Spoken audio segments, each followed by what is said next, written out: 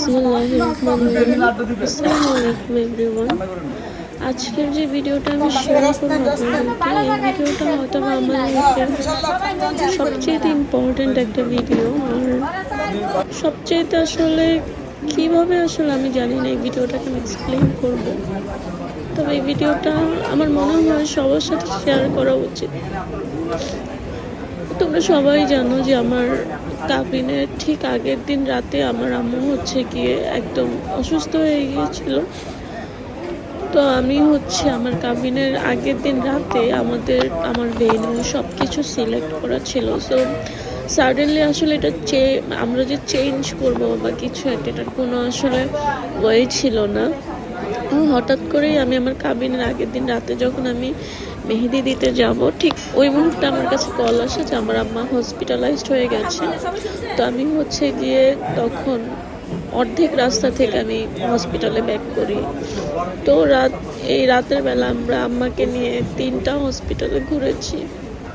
তো যাই হোক, আমি আসলে জানি না আমি ভিডিওর ভয়েসটা কিভাবে দিব। আমি যে ভয়েসটা দিচ্ছি আমার কেন জানি না আমার কলিজাটা ছিঁড়ে যাচ্ছে। তো আল্লাহকে শুধু ডাকতেছিলাম যে আল্লাহ আমার মাকে সুস্থ করায় দেন, আর সুস্থভাবে যেন আমি আমার মাকে বাসায় নিয়ে যেতে পারি। তো ফাইনালি আল্লাহ দোয়াটা কবুল করেছে। অ্যান্ড আমরা আম্মাকে নিয়ে 3টা হসপিটালে ঘোরার পরে রাত 2:30 বাজে আল্লাহর রহমতে আমি আমার আম্মাকে নিয়ে আমরা বাসায় আসি। তো এরপর তিনি আসলে আমার কাবিন ছিল।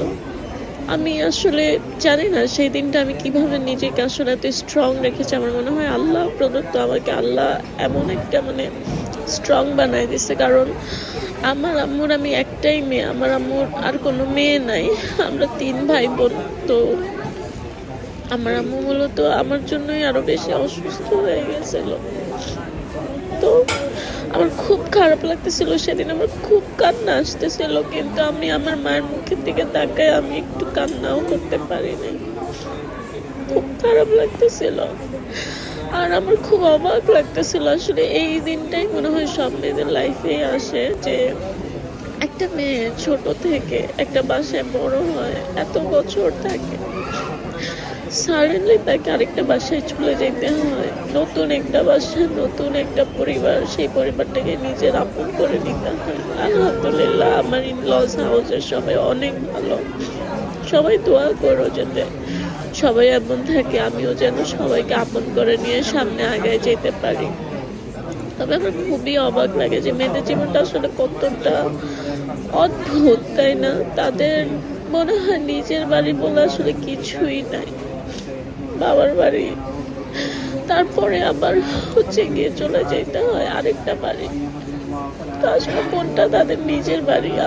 আমি না এই জিনিসগুলো আগে কখনো ফিল করি নাই, কিন্তু আমি জানি না রিসেন্টলি আমার এই জিনিসগুলো মনে পড়লেই কেন জানি কলিজাটা ছিঁড়ে খুব কান্না আসে, খুবই খারাপ লাগে। আর এই মুহূর্তটা ছিল গিয়ে আমার কাবিনের মুহূর্ত। আর এই টাইমটাতে আমার কলিজাটা ছিঁড়ে কান্না আসতেছিল, কিন্তু আমি আমার আব্বু আম্মুর দিকে তাকায় আমি একটু কান্না করি নাই। বিশ্বাস করে লিটারাল আমার চোখ দিয়ে পানি পড়তেছিল, কিন্তু আমি ফেস এক্সপ্রেশন আমি যে কান্না করতেছি এটা কেউ বুঝে নাই, ঠিক আছে? কারণ আমি জানি আমি যদি হাওয়া করে কান্না করতাম আমার বাবা মা আরো ভেঙে পড়তো, স্পেশালি আমার মা আবার অসুস্থ হয়ে যেত। আমি আসলে খুবই কিভাবে আমি এক্সপ্লেন করবো জানি না। তো আসলে আল্লাহ প্রত্যেকটা মেয়েকে অনেক স্ট্রং বানায় দেয়। আর সবচেয়ে বড় কথা হচ্ছে সবার লাইফটা আসলে অনেক সুন্দর হোক, ঠিক আছে? আর সবার বিবাহিত লাইফ যাতে অনেক সুখের হয়। কারণ একটা মেয়ে নতুন একটা বাসায় যায়, নতুন একটা পরিবেশ, সেখানে মানুষগুলো যদি আসলে ওইভাবে আপন করে না নিতে পারে বা ওরকম যদি না হয়, তাহলে একটা মেয়ের মনে হয় লাইফে আসলে কষ্টের যে বড় কষ্ট মনে হয় না জীবনে হবে, ঠিক আছে? আর তোমরাও সবাই দোয়া করো যাতে আমিও সবকিছু ঠিকঠাক ভাবে সবাইকে আপন করে ভালোবেসে সামনে আগায় যেতে পারি। আর এই যে কিভাবে সেদিন নিজেকে বউয়ের বাবা কন্ট্রোল করছে, এটা কান্নায় শুধু ভেঙে আমিই পড়েছে জানি। তার মেয়ের বিয়ের আমার পরে। আব্বা তো আম্মা এই এত দৃশ্যটা কান্না আসলে খুবই করছে, এত মর্মান্তিক। কান্না তো করছে। আজকে এই ঠিক পর্যন্তই। আছে, মানে এই মুহূর্তটা আমার লাইফের সবচাইতে একটা কষ্টের একটা মুহূর্ত ছিল, কিন্তু আমি তারপরে স্ট্রং ছিলাম। আমার বাবা মায়ের জন্য নিজেকে স্ট্রং রাখছি। সবাই আমার জন্য আমার দোয়া করবো, আমার আব্বু আম্মুর জন্য দোয়া করবো। আর এই ভিডিওটা আমি আসলে আর বড় করতে পারতেছি না। সবাই ভালো থাকবেন। আল্লাহ হাফেজ।